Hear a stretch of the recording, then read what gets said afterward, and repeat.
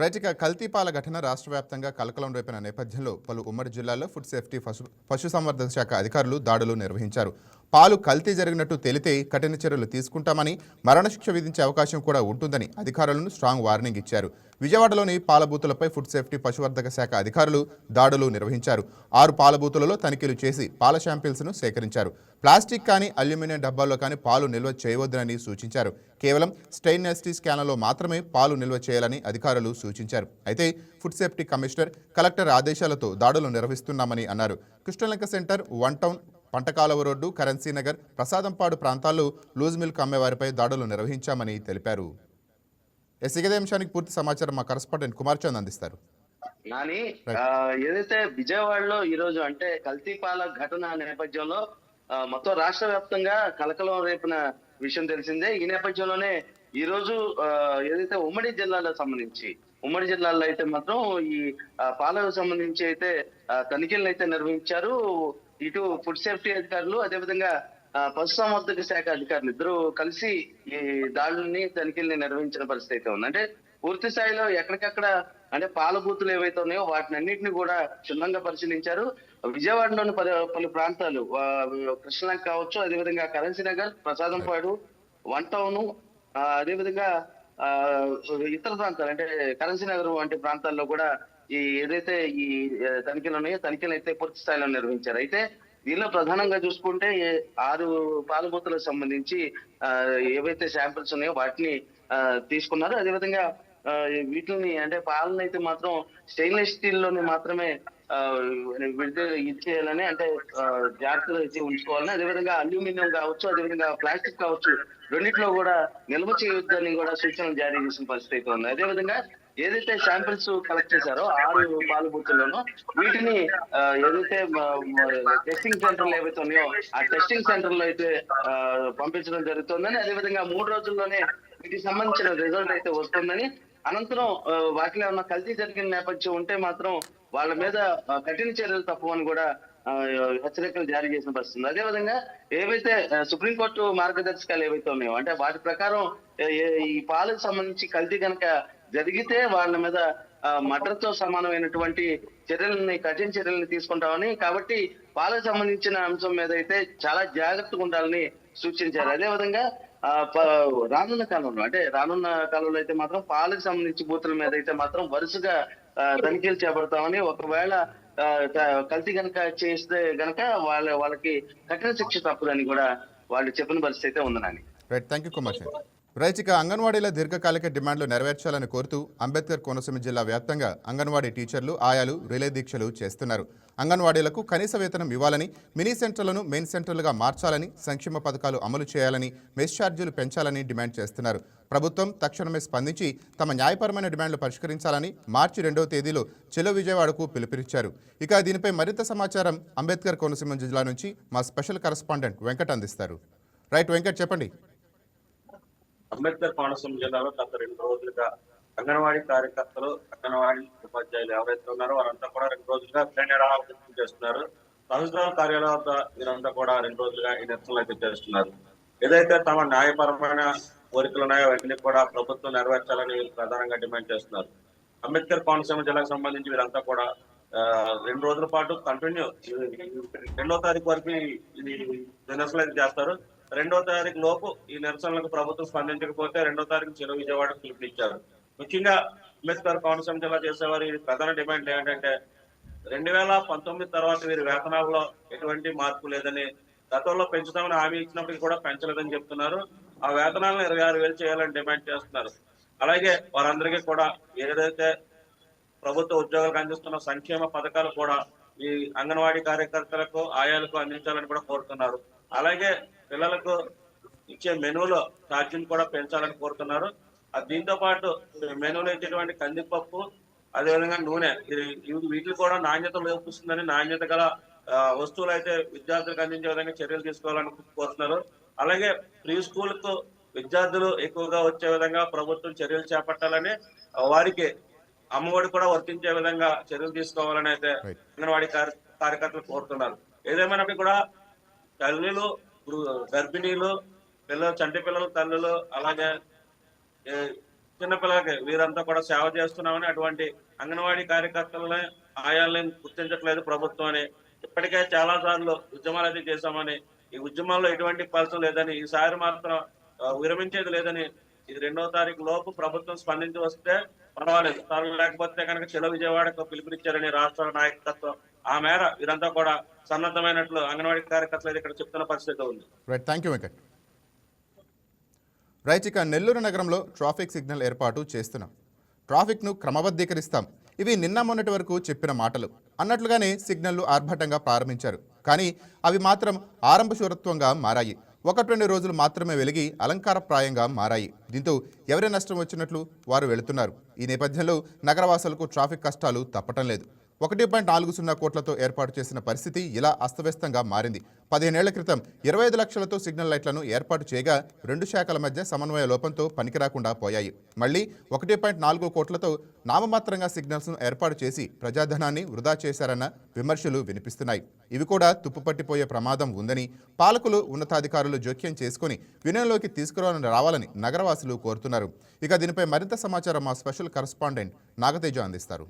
Thank you Nani. ఏదైతే కూడా నెల్లూరు నగరం వ్యాప్తంగా కూడా 10 లక్షల జనాభా కలిగినటువంటి మహానగరంలో ట్రాఫిక్ కష్టాలు ప్రతిరోజు కూడా నిత్యం ఉన్నటువంటి పరిస్థితి కనిపిస్తా ఉంది. ఉదయం నుంచి కూడా సాయంత్రం వరకు నెల్లూరు నగరంలోని ప్రధాన కూడలనే కూడా నిత్యం నగరవాసులందరూ కూడా ట్రాఫిక్ కష్టాలు చిక్కుపడుస్తాయి. అయితే గత కాలంలో కూడా ఒకసారి ట్రాఫిక్ సిగ్నల్స్ ఏర్పాటు చేశారు, అవి అందుబాటులోకి వస్తాయి, తమ ట్రాఫిక్ కష్టాల నుంచి బయటపడొచ్చే అంశంలో కూడా ప్రాధాన్యత కూడా భావించవలసింది. అయితే తాజా కూడ ప్రభుత్వ అధికారంలోకి వచ్చిన తర్వాత ఇటు నగరపాలక సంస్థ కావచ్చు, ప్రత్యేకించి ట్రాఫిక్ పోలీసుల సంబంధించిన కూడా పూర్తి స్థాయిలో మరి ప్రధాన 6 కూడలు కూడా ఏర్పాటు చేశారు. VRC centre, AC market, Harinathapuram junction తో పాటు పలు కూడల్లో కూడా ప్రధాన ఏకంగా ట్రాఫిక్ ఉంటుందో ఆ ప్రాంతంలో ట్రాఫిక్ సిగ్నల్స్ ఏర్పాటు చేసిన పరిస్థితి. అయితే అవి అలంకారప్రాయంగా ఏర్పాటు చేశారు. ఆర్భాటంగా కూడా ప్రారంభించిన తర్వాత కేవలం దర్శనప్రాయంగా కనిపిస్తున్నాయి. ఎప్పుడు చూసినా కూడా ఆరెంజ్ లైట్లతో దర్శనం పెడతాం కూడా ప్రజలు వాటిని పాటించాలా లేదా అనేటువంటి ప్రశ్నార్థకంగా మారిన పరిస్థితి. అయితే మరోవైపు ట్రాఫిక్ సంబంధించిన పోలీసు యంత్రాంగం మాత్రం ఎక్కడికక్కడ పికెట్లు ఏర్పాటు చేశారు, వారిపై చలానా విధిస్తున్నారు. కానీ యొక్క ట్రాఫిక్ రూల్స్ కూడా ఎవరు పాటించిన పరిస్థితి కనిపిస్తుంది. మరోవైపు నూతన టెక్నాలజీతో ఎవరైతే ట్రాఫిక్ రూల్స్ పాటించారో స్పాట్ లో వారికి చలానా విధించే దిశగా కూడా ట్రాఫిక్ సిగ్నల్స్ ని కోట్ల రూపాయలు ఖర్చు పెట్టి 6 ప్రధాన కూడా ఏర్పాటు చేశారు. మరి వీరి అలంకప్రాయం కనిపిస్తున్న ట్రాఫిక్ స్లిప్పర్స్ ను ఎప్పుడు అందుబాటులో తీసుకొస్తారని చెప్పేసి నగరవాసులు ఎదురు చూసిన పరిస్థితి. మరోవైపు ఎక్కడికక్కడ ఫైన్లు విధిస్తున్నారు, చలానిస్తారు. కానీ ఆ ప్రజాధనాన్ని పూర్తి స్థాయిలో దుర్వినియోగం పరుస్తున్నటువంటిది ప్రజల నుంచి కూడా విమర్శలు వస్తున్నాయి. గతంలో లక్షల రూపాయలు వెచ్చించి ఇలాగే ప్రధాన కూడలో ట్రాఫిక్ సిగ్నల్స్ ఏర్పాటు చేశారు, కానీ అవి అందుబాటులో తీసుకురావలేదు. గాలికి ఎండకి తుప్పు పట్టి కూడా వాటిని నిరుపయోగంగా మారాయి. మరి నూతనంగా ఏర్పాటు చేసిన కూడ ప్రభుత్వ అధికారంలోకి వచ్చిన తర్వాత మంత్రి నారాయణ సహాయ సహకారంతో కావచ్చు, ప్రత్యేకించి నెల్లూరు నగరపాలక సంస్థ ఆధ్వర్యంలో పూర్తి స్థాయిలో ట్రాఫిక్ ని అధిగమించి పూర్తి స్థాయిలో సాఫీగా తమ ప్రయాణం కొనసాగించేందుకు కూడా నగరవాసులకి ట్రాఫిక్ కష్టాల బారి నుంచి బయటపడేందుకు ట్రాఫిక్ సిగ్నల్స్ ఏర్పాటు చేశారు. మరి వీటి ప్రారంభం అయిన తర్వాత కూడా ఎప్పుడు అందుబాటులో తీసుకోవాలని చెప్పేసి నగరవాసులు ఎదురు చూస్తున్నారు. సో చూద్దాం రాబో రోజుల్లో పూర్తి స్థాయిలో ట్రాఫిక్ కావచ్చు, ప్రత్యేకించి ఇటు నగరపాలక సంస్థ కావచ్చు, ప్రత్యేకించి జిల్లా అధికారంతరం పూర్తిపై వీటిపై ఎప్పుడు దృష్టి సారిస్తుంది, వీటి యొక్క సమస్య పరిష్కారానికి ఏ విధంగా చర్యలు తీసుకుంటారో ఓడేర్చుకోవాల పరిస్థితి. కానీ ఇవి ప్రారంభించి ఇప్పటికీ రోజులు గడుస్తున్నప్పటికీ కేవలం ఆరెంజ్ కలర్ రూపంలో దర్శనమిస్తున్నాయి. కానీ కొంతమంది పబ్లిక్ వాటిని పాటించే దిశగా ముందుకెళ్తున్నప్పటికీ కొంతమంది వీటిని చూడనట్లు కూడా ముందుకెళ్తున్నట్టు కూడా అనేక విమర్శలు వస్తున్న నేపథ్యంలో అధికారులు వాటిని పరిశీలిస్తున్నారు, చూస్తున్నారు తప్ప వాటిపై ఎలాంటి చర్యలు తీసుకోవడం విమర్శలు వస్తున్న నేపథ్యంలో రాబో రోజుల్లో ఈ యొక్క ట్రాఫిక్ సమస్య పరిష్కారానికి అధికారులు ఏ విధంగా చర్యలు తీసుకున్నా కూడా వేచి చూడాల్సిన పరిస్థితి ఉంది. Thank you Nagateja. రైట్, ఇక సత్యసాయి జిల్లా కదిరి హిందూపురం కోర్టులకు బాంబు బెదిరింపులు రావటం కలకలను సృష్టించాయి. బాంబులు ఉన్నాయని మెసేజ్లు రావడంతో పోలీసులు వెంటనే అప్రమత్తం అయ్యారు. కోర్టు భవనాలను ఖాళీ చేయించి డాగ్ స్వాట్ బృందాలను తనిఖీలతో చేపట్టారు. ఎటువంటి ఆధారాలు దొరక్కపోవడంతో పోలీసులు ఫేక్ మెసేజ్గా నిర్ధారించారు. ఈ సోదాలలో బాంబు కనిపించకపోవడంతో ఆకతాయిలు చేసిన పనిగా నిర్ధారించారు. బాంబు బెదిరింపులతో కోర్టు సేవలు నిలిచిపోయాయి. ఇక దీనికి సంబంధించిన మరింత సమాచారం మా సత్యసాయి జిల్లా స్పెషల్ కరెస్పాండెంట్ నరేష్ అందిస్తారు. నాని, సత్యసాయి జిల్లాలో ఈ రోజు 2 నియోజకవర్గాలు అంటే హిందూపురం, కదిరి నియోజకవర్గాలకు ఉన్న కోర్టులకి బాంబు బెదిరింపు మెసేజ్ అయితే వచ్చింది. అయితే LTTE అనే ఉగ్రవాద సంస్థ నుంచి ఇక్కడ RDX బాంబు పెట్టినారని ఒక ఈమెయిల్ అయితే వచ్చింది. ఆ ఈమెయిల్ రావడంతో కోర్టు సిబ్బంది దాన్ని గమనించి జడ్జి ఫిర్యాదుతో పోలీసులకు జడ్జి ఫిర్యాదు చేయడంతో పోలీసులందరూ వచ్చి వెంటనే అప్రమత్తమై 2 కోర్టులని బాగా తనిఖీ చేసినారు. అక్కడ ఫైల్స్ లోను, పాడుబడిన కార్డులోను, అలాగే కోర్టులో ఉన్న ప్రతి సిబ్బందిని బయటికి పంపించి కోర్టు అంతా తనిఖీలు చేసినారు. అయితే ఎక్కడ ఏ విధమైన ఆధారాలు దొరకపోవడంతో ఫేక్ న్యూస్ గా నిర్ధారించినారు. అయితే ఈ మెసేజ్ రావడం వెంటనే 2 చోట్ల కూడా పోలీస్ జాగిలతో బాంబ్ దీన్ని పూర్తిగా వెంటనే అప్రమత్తమై పోలీసులు ఆ భారీగా దీన్ని చార్జ్ తీసుకొని వెంటనే అప్రమత్తమై తనిఖీలు చేసినారు. ఇక్కడ ఏ విధంగా బాంబు కనిపించలేదు. వెంటనే ఇక్కడ ఫేక్ న్యూస్ గా నిర్ధారణ చేసినారు. ఈ ఆకతాయిలు చేసిన పని ఎవరు చేస్తుంటారు అనే దాని మీద ఆరా తీస్తున్నారు. అంతేకాకుండా ఇటీవల కూడా ధర్మవరం కోర్టుకి మెసేజ్ వచ్చింది. ఈ లోపే మళ్ళీ రెండోసారి మూడోసారి రావడంతో ఈ ఖచ్చితంగా ఎవరో ఆకతాయిలు చేస్తుంటారని పోలీసులందరూ కూడా right, thank you Naresh. Right, ఇక నూతనంగా ఏర్పడిన మార్కాపురం జిల్లాకు తొలిసారిగా ముఖ్యమంత్రి చంద్రబాబు నాయుడు రానున్న నేపథ్యంలో జిల్లా ప్రజల్లో ఆసక్తి నెలకొంది. ఎన్నికల సమయంలో ఇచ్చిన హామీల అమలుపై, అభివృద్ధి పనులపై సీఎం ఎలాంటి ప్రకటనలు చేస్తారోనని ప్రజలు ఆశగా ఎదురు చూస్తున్నారు. వెలుగొండ ప్రాజెక్టు ఫీడర్ కెనాల్ పనులకు శంకుస్థాపన చేయనున్న సీఎం వెలుగొండపై కీలక ప్రకటనలు చేయనున్నట్టు సమాచారం. రేపు మార్కాపురం జిల్లాలో సీఎం పర్యటనపై మరిన్ని అప్డేట్స్ మార్కాపురం కరస్పాండెంట్ ప్రశాంత్ అందిస్తారు. నూతనంగా ఏర్పడినటువంటి మార్కాపురం జిల్లాకు రేపు సీఎం చంద్రబాబు నాయుడు రాబోతున్నారు. ఈ నేపథ్యంలో సీఎం పర్యటనపై ఈ యొక్క జిల్లా ప్రజలు ఆసక్తిగా ఎదురుచూస్తున్నారు. ఇప్పటికే ఏదైతే ఈ యొక్క మార్కాపురం జిల్లా ఉమ్మడి ప్రకాశం జిల్లాగా ఉన్నటువంటి మార్కాపురం ఇప్పుడు ప్రత్యేకంగా జిల్లాగా ఏర్పడింది. కూటమి ప్రభుత్వం ఎన్నికల్లో ఇచ్చినటువంటి హామీలో భాగంగా కూటమి ప్రభుత్వం ఏర్పడినటువంటి 18 నెలల్లోనే ఈ యొక్క మార్కాపురాన్ని ప్రత్యేక జిల్లాగా ఏర్పాటు చేసింది. మార్కాపురం జిల్లాలో ప్రధానంగా ఎర్రగొండపాలెం, గిద్దలూరు, కనిగిరి, మార్కాపురం ఈ 4 నియోజకవర్గాలను కలుపుకొని మార్కాపురం కేంద్రంగా జిల్లాను ప్రకటించింది. ఈ యొక్క మార్కాపురం జిల్లా ఏర్పడ్డాక సీఎం చంద్రబాబు తొలిసారి రేపు మార్కాపురం రాబోతున్న నేపథ్యంలో మరి జిల్లా అభివృద్ధిపై ఎలాంటి వరాలు కురిపిస్తారనేటువంటి ఆసక్తి జిల్లాలోని ప్రజలందరి నడుమ ఇప్పుడు ప్రత్యేకమైనటువంటి చర్చగా ఉంది.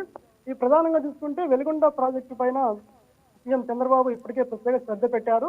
ఇప్పటికే ప్రస్తుతం రేపు 456 కోట్లతో అక్కడ చేపడుతున్నటువంటి ఫీడర్ కెనాల్ పనులకు ఆయన స్వయంగా అక్కడికి వచ్చి శంకుస్థాపన చేయబోతున్నారు. ఆ యొక్క శంకుస్థాపన అనంతరం కూడా అక్కడ ప్రాజెక్టు పరిధిలో జరుగుతున్న పనులను కూడా ఆయన స్వయంగా పరిశీలిస్తారు. అక్కడ ఉన్నటువంటి రైతులతో కావచ్చు, అదేవిధంగా ప్రాజెక్టు అధికారులతో కూడా సీఎం చంద్రబాబు రేపు అక్కడ ప్రధానంగా మాట్లాడబోతున్నారు. మాట్లాడిన అనంతరము మార్కాపురంలో భారీ బహిరంగ సభకు ఆయన హాజరవుతారు. ఈ యొక్క బహిరంగ సభలో మరి సీఎం చంద్రబాబు ఎలాంటి ప్రకటనలు చేస్తారు అంటే ఈ యొక్క నూతనంగా ఏర్పడినటువంటి ఈ యొక్క మార్కాపురంకి జిల్లా అభివృద్ధికి ఎలాంటి అభివృద్ధి చర్యలు చేపడుతున్నారు అనేటువంటి విషయాలను రేపు ఎలాంటి ప్రకటనలు చేస్తారు ఏంటి. ప్రధానంగా చూసుకుంటే మార్కాపురం జిల్లా అభివృద్ధికి అవసరమైనటువంటి పరిశ్రమలు కావచ్చు, లేదా యువతకు ఉపాధి కావచ్చు, మిగతా విద్యా వైద్యం సంబంధించి కూడా ఎలాంటి ప్రకటన చేస్తారనేటువంటి ఆసక్తి ప్రతి ఒక్కరిలో కూడా ప్రస్తుతం నెలకొనింది. ముఖ్యంగా చూసుకుంటే మార్కాపురం జిల్లాలో ఉన్నటువంటి మెడికల్ కాలేజీ కావచ్చు, సూపర్ స్పెషాలిటీ హాస్పిటల్ కావచ్చు, వీటిపైన ఏదైనా ప్రకటన చేస్తారా ఏంటి అనేటువంటి ఆసక్తి కూడా ప్రస్తుతం ఉంది. అదేవిధంగా స్కిల్ డెవలప్మెంట్ అంశాల విషయాల గురించి కానీ, లేదంటే పారిశ్రామిక పార్కుల గురించి కానీ ఏదైనా ప్రకటన చేస్తారా, ప్రధానంగా మార్కాపురం జిల్లాకు ఎలాంటి ప్రకటన చేయబోతున్నారు, సీఎం చంద్రబాబు గత ఎన్నికల సమయంలో ఇచ్చినటువంటి హామీలను ఎలా ఆయన అమలు చేయబోతున్నారు, అదేవిధంగా అభివృద్ధి పనులు ఏ విధంగా చేయబోతున్నారు అనేటువంటి ఆసక్తి ప్రస్తుతం ఉంది.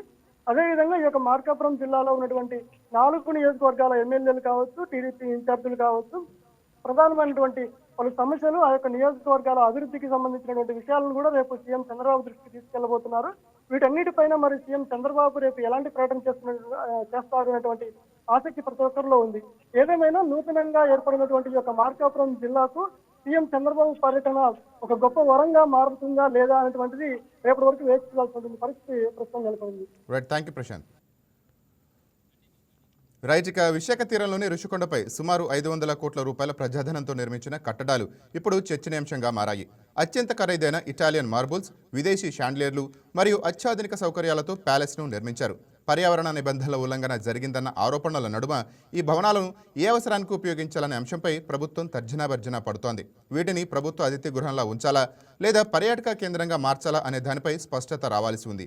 ఇక దీనిపై మరింత సమాచారం మా ఉత్తరాంధ్ర రీజనల్ కోఆర్డినేటర్ దుర్గాప్రసాద్ అందిస్తారు. రైట్ దుర్గాప్రసాద్, ప్యాలెస్లను ఎలా ప్రభుత్వం యూజ్ చేసుకోవాలనుకుంటుంది? Right, good evening.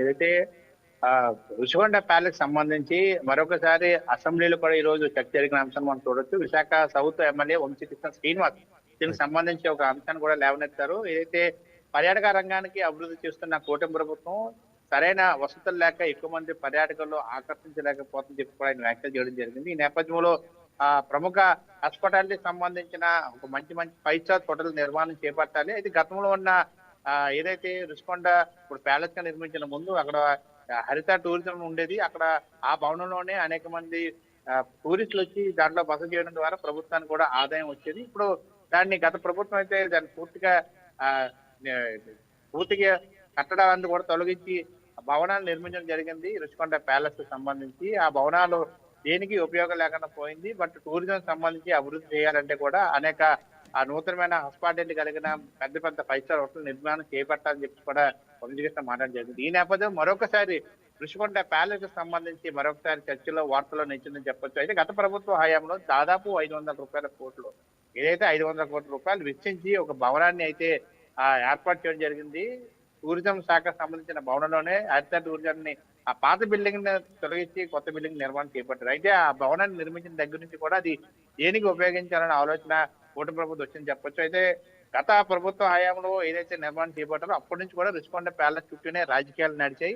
వాటి కూటమి ప్రభుత్వం వచ్చి దాదాపు 20 నెలల పైన అయినప్పుడు కూడా దాన్ని ఏ విధంగా వినియోగించాలి, అంత భారీ మొత్తాన్ని ఖర్చు చేసి గత ప్రభుత్వం ఏదైతే ప్రజాధనాన్ని దుర్వినియోగం చేసి చెప్పి విమర్శలు చోటు చేసుకుందో ఈ నేపథ్యంలో ఆ బంగ్లాని ఏదైతే భవనం ఉందో దాన్ని ఏ విధంగా వినియోగించాలి, ఒక టూరిజం సంబంధించి హాస్పిటాలిటీగా ఒక అంటే హోటల్ లాగా నిర్మాణం చేపట్టాలా, లేకపోతే ఒక మ్యూజియం లాగా దాన్ని ప్రజలకి సందర్శించే ఏర్పాటు చేయాలా అన్న ఒక ఆలోచనలో ఉన్నట్టు మనకు తెలుస్తా ఉంది. దీనికి సంబంధించి గత కేబినెట్ కి సంబంధించిన సమావేశంలో కూడా కేబినెట్ సబ్ కమిటీ కూడా ప్రత్యేకంగా మంత్రులతో ఏర్పాటు చేశారు ముఖ్యమంత్రి నారా చంద్రబాబు నాయుడు. అయితే గతంలో వైసీపీ ప్రభుత్వ హయాంలో జరిగినప్పుడు ఈ నిర్మాణం చేపట్టినప్పుడు డిప్యూటీ సీఎం అంటే అప్పుడు జనసేన అధినేతగా ఉన్న పవన్ కళ్యాణ్ కూడా దాన్ని సందర్శించడానికి వచ్చినప్పుడు ఎవరిని కూడా లోపలికి వెళ్ళలేని పరిస్థితి. ఏ విధంగా నిర్మాణం చేపట్టారు, ఏ విధంగా దాన్ని నిర్మించారు కూడా ఎవరు చూడని పరిస్థితి. బట్ కూటమి ప్రభుత్వం వచ్చిన తర్వాత దాన్ని పూర్తి స్థాయిలో అందుబాటులో తేవాలి, ప్రజలకు వినియోగం తేవాలని ఆలోచించినప్పుడు కూడా ఎంత భారీ మొత్తంలో దాన్ని వెచ్చించినప్పుడు దాన్ని ఏ విధంగా ప్రజలకి ఆ ప్రజాధనాన్ని వినియోగించాలన్న ఒక ఆలోచన మేరకు సబ్ కమిటీ వేయడం జరిగింది. అయితే గతంలో దాదాపు ప్రతి ఏడాది 7 కోట్ల రూపాయల ఆదాయం వచ్చేది హరిత రిసార్ట్ కి. బట్ ఇప్పుడు ప్రజాధనాన్ని దుర్వినియోగం చేసి ఇంత భారీ ఎత్తున ఆ భవనాన్ని నిర్మించినప్పుడు కూడా దానికి ఎందుకు ఉపయోగం లేకుండా పోతుంది ఇప్పుడు విమర్శలు వస్తున్నాయి. ప్రజలు కూడా విశాఖవాసులు కూడా కోరుకుంటున్నారు ఇప్పటికైనా కూటమి ప్రభుత్వం దాన్ని పూర్తి స్థాయిలో ప్రజలకు అందుబాటులో తేవాలి. ఆ ప్రజాధనాన్ని గత ప్రభుత్వం ఏ విధంగా దుర్వినియోగం చేస్తుందో కూటమి ప్రభుత్వాన్ని దానిపై దృష్టి పెట్టి రుషికొండ ప్యాలెస్ ని ప్రభుత్వం ఆధీనంలో పూర్తిగా ఉంది కాబట్టి దాన్ని టూరిజం పరంగా కానీ దేన్నైనా యూజ్ చేయాలని చెప్పి కూడా విశాఖవాసులు కోరుకుంటున్న అంశాన్ని మనం చూడొచ్చు. Right, thank you Durga Prasad. Right, TV updates చూస్తూనే ఉండండి వైకే న్యూస్. ఇది తెలుగువారి గుండె చప్పుడు.